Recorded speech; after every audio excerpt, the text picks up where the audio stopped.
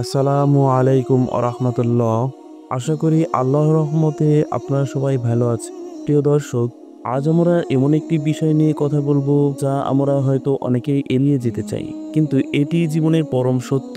দিনের শুরুতে আমরা কত ব্যস্ত থাকি, কত মানুষের সাথে আমাদের দেখা হয়, কত সম্পর্কের জাল আমরা বুনি, কিন্তু যখন দিনের আলো বিলীন হয়ে যায়, রাতের নীরবতা নেমে আসে, তখন আমরা অনুভব করি দিন শেষে আপনি একা, আমিও একা। এই একাকিত্বে অনুভূতি আমাদের কোথায় নিয়ে যায়? কেন এই নিসঙ্গতা আমাদের ঘিরে ধরে? আসুন আমরা একটু গভীরভাবে ভাবি। এই দুনিয়া একটি ক্ষণস্থায়ী জায়গা। এখানে আমাদের সম্পর্কগুলো, আমাদের ধন সম্পদ, আমাদের খ্যাতি সবকিছুই একদিন শেষ হয়ে যায়। মৃত্যুর সেই অনিবার্যতা যখন আমাদের এখানে এসে দাঁড়াবে, তখন কি এই জাগতিক সম্পর্কর বাঁধন আমাদের সাথে যাবে? আল্লাহ তাআলা পবিত্র কোরআনে ইরশাদ করেছেন, প্রত্যেক প্রাণী মৃত্যুর স্বাদ গ্রহণ করবে এবং কিয়ামতের দিন তোমাদেরকে পূর্ণ প্রতিফল দেওয়া হবে। যে ব্যক্তি জাহান্নাম থেকে রক্ষা পাবে এবং জান্নাতে প্রবেশ করবে, সেই সফল কাম হবে। আর পার্থিব জীবনে ছলনাময় ভোগের বস্তু ছাড়া কিছুই নয়। সূরা আল ইমরান আয়াত 150। এতে স্পষ্ট করে বলা হয়েছে যে একদিন আমরা সবাই এই নশ্বর পৃথিবী ছেড়ে চলে যাব। সেদিন আমাদের সাথে থাকবে শুধু আমাদের আমল, আমাদের ভালো কাজগুলো, আল্লাহর পথে আমাদের ত্যাগ, মানুষের প্রতি আমাদের সহানুভূতি, এগুলোই হবে আমাদের সঙ্গে।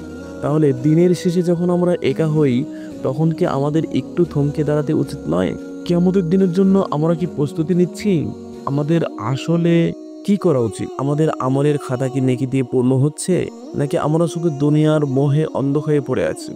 ভাবুন তো, কবরে সেই অন্ধকার রাতে যখন আর কোনো সঙ্গী থাকবে না, যখন আমাদের পার্থিব পরিচয় আর কোনো কাজে আসবে না, তখন আমাদের একমাত্র ভরসা হবে আমাদের ঈমান এবং আমাদের সৎ কর্ম। আমরা হয়তো পরিবার, বন্ধু-বান্ধব, আত্মীয়-স্বজন দ্বারা পরিবেষ্টিত থাকি। তাদের ভালোবাসা, সঙ্গ আমাদের শান্তি দেয়, কিন্তু এই সম্পর্কগুলো একটি নির্দিষ্ট সময় পর্যন্ত স্থায়ী।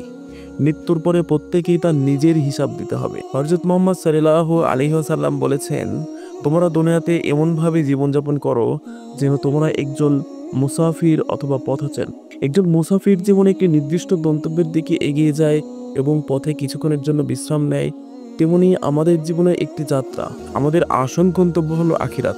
এই দুনিয়াতে আমরা ক্ষণিকের জন্য এসেছি, তাই দিনের শেষে যখন একাকিত্ব অনুভব হয়, তখন হতাশ না হয়ে আল্লাহর দিকে মনোনিবেশ করুন। নিজের ভুলগুলো নিয়ে ভাবুন, তওবা করুন এবং আগামী দিনের জন্য ভালো কাজ করার সংকল্প নিন। এই একাকিত্ব মুহূর্তগুলো আমাদের আল্লাহর সাথে সম্পর্ক স্থাপন করায়, তার কাছে সাহায্য চাওয়া এবং নিজের আত্মাকে পরিশুদ্ধ করার এক দারুণ সুযোগ করে দেয়। আসুন আমরা এই ক্ষণস্থায়ী জীবনের প্রতি মুহূর্তকে মূল্যবান করি, এমন কাজ করি যা আমাদের আখিরাতের জীবন শান্তি এনে দেয়।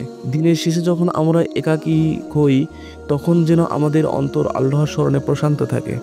আল্লাহ আমাদের সবাইকে সঠিক পথে চলার মতো তৌফিক দান করুন।